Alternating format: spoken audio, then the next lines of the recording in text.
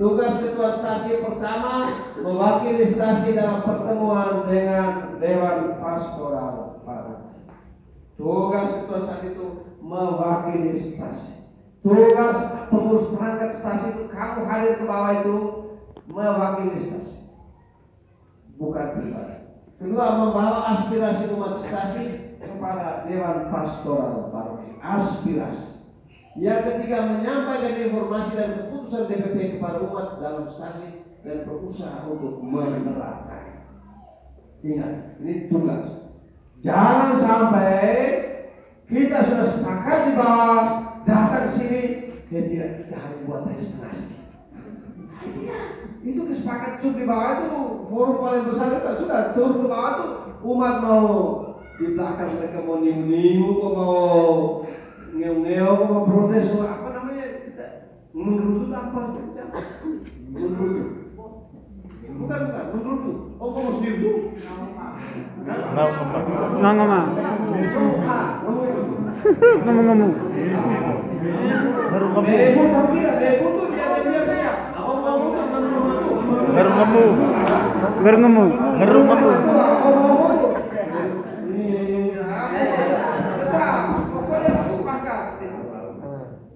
Menyampaikan informasi keputusan DPP kepada umat dalam stasi dan berusaha untuk menerapkannya dengan segala cara.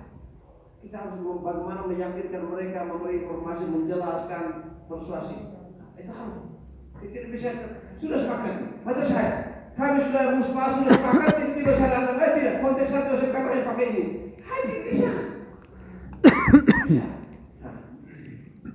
Kemudian bersama ketua-ketua lingkungan melaksanakan dan mengevaluasi kegiatan dalam stasi sesuai dengan arah dan kebijakan pastoral paroki. Kalau paroki sesuai dengan arah dan kebijakan pastoral keuskupan. Bahkan ini yang ngomong ini tentang pleno. Ini bicara tentang pleno. Bersama ketua-ketua lingkungan melaksanakan dan mengevaluasi kegiatan dalam stasi sesuai dengan arah dan kebijakan pastoral.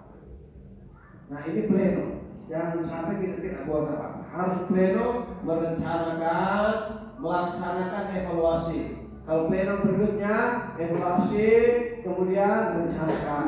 Tahun berikut evaluasi dulu yang telah punya, rencanakan lagi. Kemudian dalam perjalanan tahun itu laksanakan. Melakukan koordinasi dengan Dewan Pastoral Stasi dan para ketua lingkungan berhubungan dengan kegiatan paroki yang dilaksanakan di stasi. Macam 2 tahun lalu ya Bapak Anusia kita di sini. Rame maksudnya ada dari semua stasi separuh kita. Menampung dan menyalurkan aspirasi dan juga masalah yang ada dalam lingkungan kepada stasi ke paroki. Harus ini fungsinya fungsi cor, harus bisa bilang cor. Kemudian menyampaikan keputusan DPP dan DPS Dewan Pastoral Stasi kepada umat lingkungan dan berusaha untuk melaksanakan. Itu lingkungan itu harus sampaikan.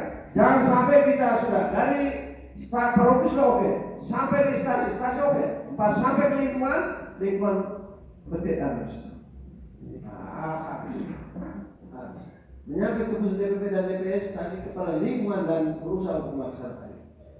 Bersama para ketua KOB, ya tingkatannya kalau stasi pertama ketua lingkungan, tapi kita biasanya itu Bapak Ketua Stasi undang ketua lingkungan, perangkatnya ketua KOB, perangkatnya kita pleno paroki.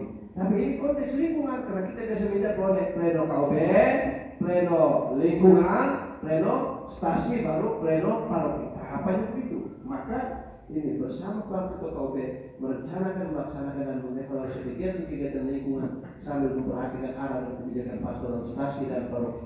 Melakukan koordinasi dengan ketua KOB demi terlaksananya kegiatan DPP di lingkungan. DPP, DPS di lingkungan. Contoh sederhana sekali yang tentang pleno lingkungan ini, misalnya kita lingkungan kita kesepakatan di stasi itu kita Natal dan Pasca karena KOB terlalu kecil maka satu lingkungan Kristen Santo, Yohanes dan Salim ya, tugas Pasca ke malam Pasca di paroki itu diprogramkan masuk di program kita pas evaluasi nanti pas pleno termasuk bicara itu salah satu program kita menanggapi ya tanggung jawab yang dilakukan oleh stasi paroki untuk KOR malam. Bagaimana terjadi persiapannya, keterlibatannya, bagaimana semua pas jalan hari hanya, efeknya, begitu macam-macam hal-hal itu. Program-program yang bisa dibuat kita rencanakan. Jangan terlalu besar-besar, tinggi-tinggi yang kemudian dibuat. Kemudian melakukan koordinasi dengan ketua saya. Yang terakhir tugas ketua kau. Ini bapak-bapak ibu ketua kau paling kau ini terlibat. Menyampaikan masalah aspirasi dan masalah dan aspirasi kau per lingkungan stasi dan paroki. Ini kan banyak sekali dokter. Umat kami ini situasi realnya seperti ini, bagaimana jalan keluar apa semua. Selain yang ngasih-ngasih itu doa itu paling pasti.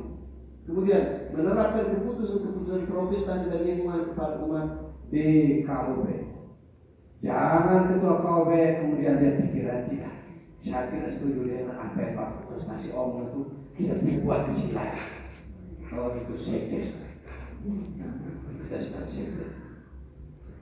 Kemudian bersama umat KUB melaksanakan dan mengevaluasi kegiatan KUB sambil memperhatikan arah dan kebijakan pastoral protestasi dan lingkungan. Ini bicara tentang pleno KUB. Kadang-kadang kita pikir pleno Pak, ya. Para pleno itu duduk bersama, kita masih. KUB kita jalan tahun ini, tahun pastoral ini, 1 tahun ini kita mau buat apa? Pertama malam wajib itu pasti. Malam wajib. Program pertama malam wajib setiap hari Senin. Satu. Yang kedua, kita ini di KUB harus ini ada kebersihan. Atau KTKS umat. Programnya adalah melakukan KTKS di semua yang dipercayakan oleh paroki misalnya. KTKS banyak sekali kita. Sudah. Yang ketiga untuk masyarakat itu kita kebersihan lingkungan setiap 3 bulan 1 kali. Kan KUB itu tetangga-tetangga itu setiap 3 bulan 1 kali kita bersihkan lingkungan. Itu program. Sudah. Program jalankan selama itu ini kita pleno, kita punya program 3 ya. Tahun depan pleno evaluasi. Pleno. Pertama evaluasi. Program kita tahun lalu pertama nasi malam wajib setiap hari Senin. Kemudian jalan tidak? Oh jalan. Tapi bagaimana jalan? Oh ya, saya lihat itu ini keluarga ini, setiap hari Senin itu hanya untuk dia punya anak saja. Nah, itu catatan toh. Pertanyaan kenapa? Itu kan bagian evaluasi. Oh kita tidak jalan. Kenapa tidak jalan? Atau jalan bagaimana? Kemudian itu program pertama. Kemudian program kedua kita ini menanggapi KTKS yang kirim dari paroki semua dari Kuskupan. Bagaimana kita ada 5 ketua KUB ada 5 kali KTKS, 5 bahan KTKS. Jalan tidak? Bagaimana jalan? Kita mengerti tidak? Kemudian laporan kita buat tidak? Dan terakhir kita punya kebersihan lingkungan 3 bulan sekali. Oh kita ini loze komasi waktu 1 pun tidak pernah tidak buat. Kita sudah bicara, artinya kegagalan. Kita tidak komit dengan apa yang kita rencanakan. Kalau kita tulis ini. Nah, komitmen ke depan KUB kita harus tingkatkan ini. Kita buat program. Kita bisa tetap program yang sama atau program yang lain. Misalnya kita pelatihan dirjen. Setelah kita di KUB dirjen baik, minta pelatihan dirjen. Sudah, ajukan ke lingkungan prestasi. Kalau tidak punya orang yang bisa latih, minta ke seksi liturgi, kita datangkan ahli latih. Caca itu program yang konkret bagus, tapi bisa membantu. Kemudian bersama KUB memberi motivasi kepada umat untuk hidup dalam suasana persaudaraan. Terakhir bersama KUB menyelesaikan masalah yang terjadi di KUB. Bersama pengurus KUB menyelesaikan masalah. Saya tidak mendoakan masalah supaya ada masalah, tetapi pasti masalah itu akan sangat. Ada keluarga misalnya, keluarga yang belum menikah, lama sekali, anak murid itu kita harus tanya ibu terus ini ada di kemasan ini kita ini apa bagaimana kesulitan? Oh begini KUB, bagaimana kita cari solusi bersama? Itu fungsi. Saya pikir itu saudara-saudara terkasih, dan melalui tugas-tugas ini kita bekerja sama dengan Yesus melayani, bukan kebenaran menjadi hamba kepada Tuhan. Kita belajar melayani dengan gembira dan senang hati tanpa upah pribadi. Mengenai hal ini Rasul Paulus katakan, kita pudialah memberitakan Injil tanpa upah.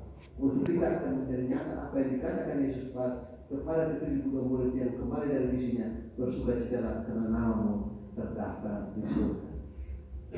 Bersukacitalah karena namamu terdaftar di surga. Usaha kerja kita, pelayanan kita itu hanya supaya kita bahagia ketika melayani, tapi juga bahagia nanti ketika kita menghadap kepada Allah. Baik saudara-saudara, ini satu dua hal yang saya sampaikan menjadi kekuatan pegangan baik kita mempersiapkan diri kita. Malam ini ngasih siang besok.